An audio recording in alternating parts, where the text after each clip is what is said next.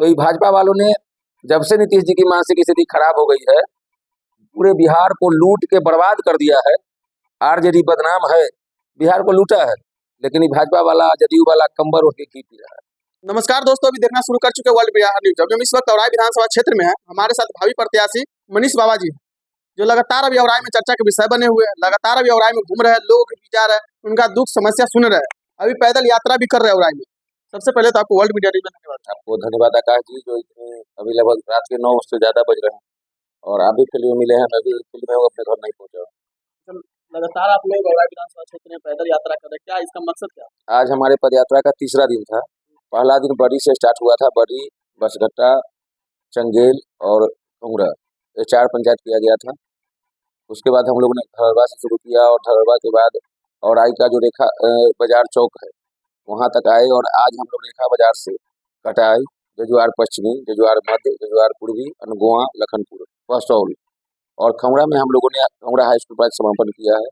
और आज का जो वीडियो फुटेज दिखेगा, यकीन मानिए विरोधियों को आज रात में नींद न आएगी। या आप जैसे किसी मीडिया के साथी ने हमको बताया है, जो आज आप लोगों ने जनसुराज का यह परचम औराई विधानसभा में लहराया है, यह विरोधियों के लिए नींद न आने का कारण बनेगा। और यह 3 साल से जनसुराज पार्टी के लोगों के द्वारा किया हुआ मेहनत का नतीजा है। आज जो जब हम लोग जिस पंचायत में जाते थे, वहाँ के लोगों का 50-100 लोग समर्थन में साथ चलते थे अपने पंचायत में और समर्थन दे के कहे हैं जो बिल्कुल हम लोग जनसुराज को ही वोट करेंगे।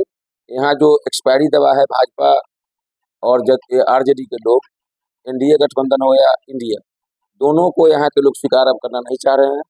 जो सीन पूरे बिहार में बन रहा है और आज उसका नेतृत्व करेगा। यकीन मानिए, मैं बार बार बोलता हूँ, जो इस बिहार में जनसुराज का जो 5 सबसे मार्जिन वाला सीट होगा उसमें औराई होगा। यहाँ विरोधियों के पसीने छूटे हुए। आप लोग जनसुराज के सूत्रधारक प्रशांत किशोर जी है, एनडीए के 4 नेता पर बहुत तीखी हमला किए। देखिए, ये लोग उसी का पात्र है। इन लोगों को तीखा हमला नहीं कहिए, आईना दिखाया गया है। मैं आपको सीरियसली बताता हूँ, दिलीप जायसवाल जी मूर्छित होकर गिरे पड़े, जवाब नहीं सूझ रहा है। पार्टी के लोगों के द्वारा प्रश्न किया जा रहा है जो आप लोगों को बोलना चाहिए, सफाई देना चाहिए ना। कोर्ट से अभी जो एक अशोक चौधरी है 100 करोड़ का मनहानि का नोटिस किए, 1 करे 4 करे मतलब नहीं।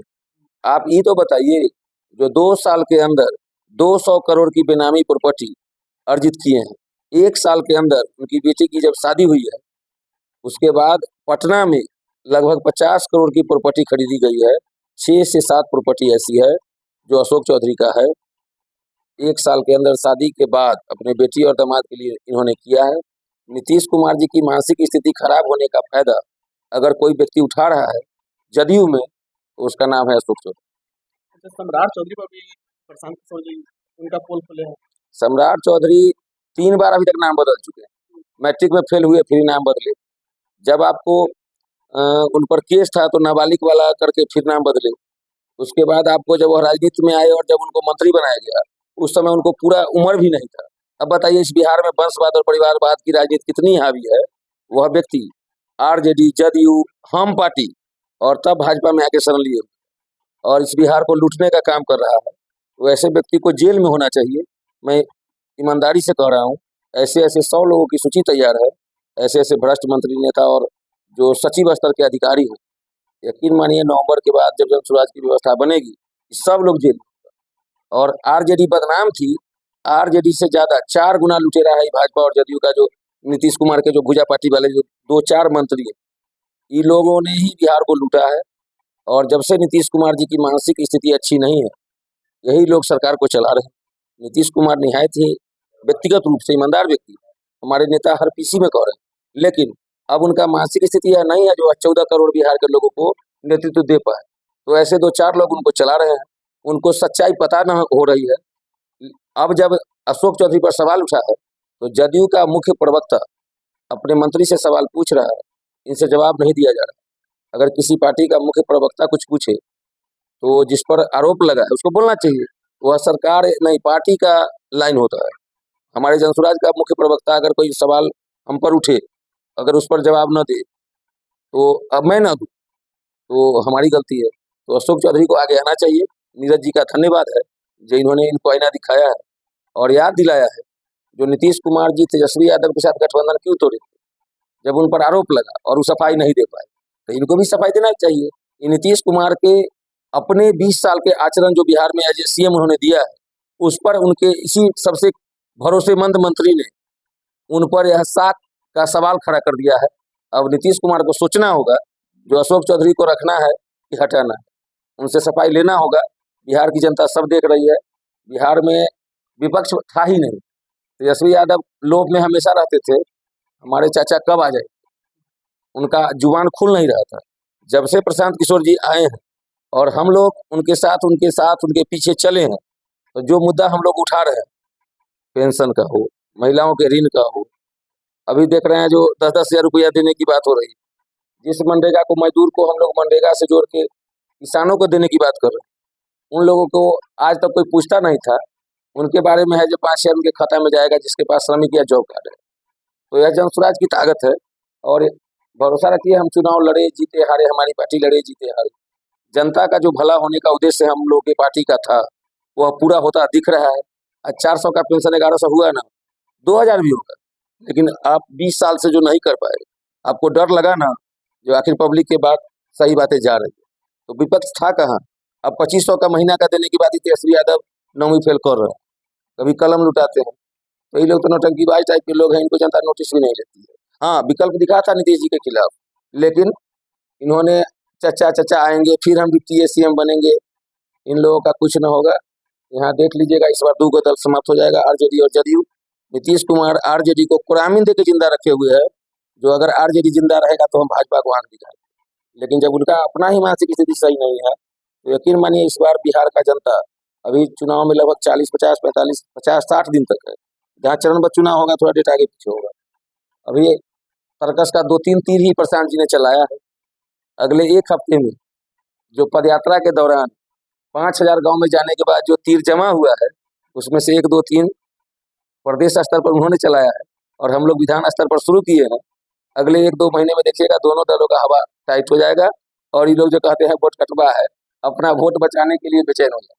सबका पोल तो खोले तो खोले, लेकिन मंगल पांडे जी का ही पोल खोल दिया। अब आप बताइए, अगर हम अपने पिताजी के नाम पर किसी से ऋण ले रहे हैं और हमारी बीवी के नाम पर पैसा जमा है उससे 8 गुना, 9 गुना, 10 गुना ज्यादा, तो हम यह जनता को ठग रहे हैं कि नहीं ठग रहे हैं? इस बात का जवाब उनको देना चाहिए।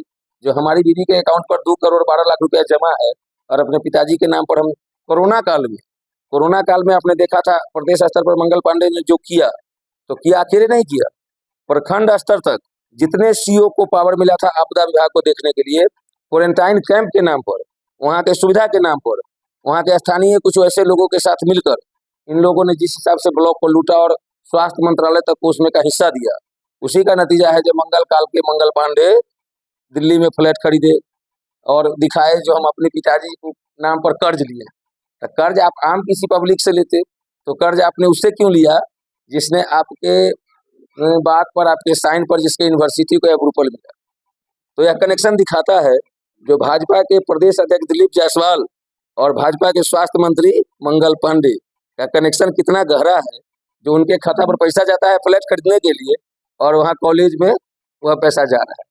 तो ये भाजपा वालों ने जब से नीतीश जी की मानसिक स्थिति खराब हो गई है, पूरे बिहार को लूट के बर्बाद कर दिया है। आरजेडी बदनाम है, बिहार को लूटा है, लेकिन ये भाजपा वाला जदयू वाला कंबर उठ के खींच रहा है। तो इन लोगों को अब समय आया है आईना दिखाने का। हम लोग आईना दिखाएंगे तो पब्लिक इन लोगों को क्षेत्र से खदेड़ के भगाएगी। आपने बहुत तीखे हमला किए थे यहाँ के विधायक, जो पुलिया नहीं बना, कुछ आप बोले थे शुरुआत ही हम उसके बाद आप देखे कि 812 करोड़ रुपया पास भी हुआ, मट्टीकरण भी हो रहा है, चेक भी हो रहा है। तो पास हुआ है। अभी अगर 10 साल जो व्यक्ति विधायक और 2-2.5 साल मंत्री रहा हो, काम हो जाना चाहिए। अभी शिलान्यास का वोट नहीं, उद्घाटन का होना चाहिए। मैं कह रहा हूँ और सभी मीडिया में कहता हूँ, दिन रात कहता हूँ कि अगर 5 साल में औराई को मैं चचरी मुक्त नहीं कर पाया, अगर जनसुराज पार्टी हमको मौका देती है और औराई की जनता हमको प्यार देती है, तो 5 साल के बाद जनसुराज का कोई भी व्यक्ति अगर यहाँ से चुनाव लड़ता है या चुनाव जीते, अगर जनसुराज की सरकार रहेगी तब, सरकार नहीं रहेगी तो फिर यह वादा बेमानी। सरकार रहेगी उसके बाद अगर काम न हुआ तो पब्लिक उसको खदेड़ के दौड़ा के मारे। तो जो 10 साल से बैठे हुए हैं उनको यह बात सोचना चाहिए, अगर नहीं कर पाए तो इज्जत बचाना है तो यहाँ से टहल लीजिए, अन्ना तो इस बार आपको जनता खदेड़ के भगाएगी। और यकीन मानिए जात धर्म बहुत हो गया, जनता को बहुत गुमराह कर लिए। पिछला बार का जो सीन था औराई का, जिस तरह का समीकरण साधा गया, केवल जात धर्म पर चुनाव हुआ है 2020 का। कोई इस व्यक्ति के चेहरा पर वोट नहीं किया। हमारे बगल में अनुमंडल अध्यक्ष मोहम्मद लाल बाबू जी बैठे हुए हैं, कई पंचायतों में हम लोग साथ गए, तो वहाँ के जो यादवों का जो टोन है, तो हम ना जवाब देंगे, ये बोलेंगे। अगर मैं बोलूँगा तो हो सकता है उसका कुछ मार्केट में अफवाह फैलाया जाए, इसलिए यह सब राजनीतिक बातें हैं, मैं नहीं बोलूँगा। लेकिन औराई में जो पिछली बार के चुनाव में हुआ है यहाँ के लोगों के द्वारा, और उसके बाद जब यहाँ का विधायक जीता उसके द्वारा जो किया गया, उन दोनों का कर्म कुकर्म बोल रहा है। और जनसुराज का मेहनत के आधार पर मैं कह रहा हूँ दावे के साथ, जनसुराज अगर बिहार में कोई 5 सीट सबसे बड़ा मार्जिन का होगा, और इस जिले का यह पहला सीट होगा जो सबसे मार्जिन से हम लोग जीतेंगे। इन लोगों का कहीं कोई सीट नहीं। चलिए देखे कि मनीष भाई से हम बात किए कि औराई में पैदल यात्रा कर रहे हैं और प्रशांत किशोर जी 4 नेता पर, एनडीए के नेता पर तीखे हमला किए, उनके बारे में बारीकी से जाने। और वीडियो कैसा लगा अपना प्रतिक्रिया कमेंट में जरूर बताइएगा। जय हिंद।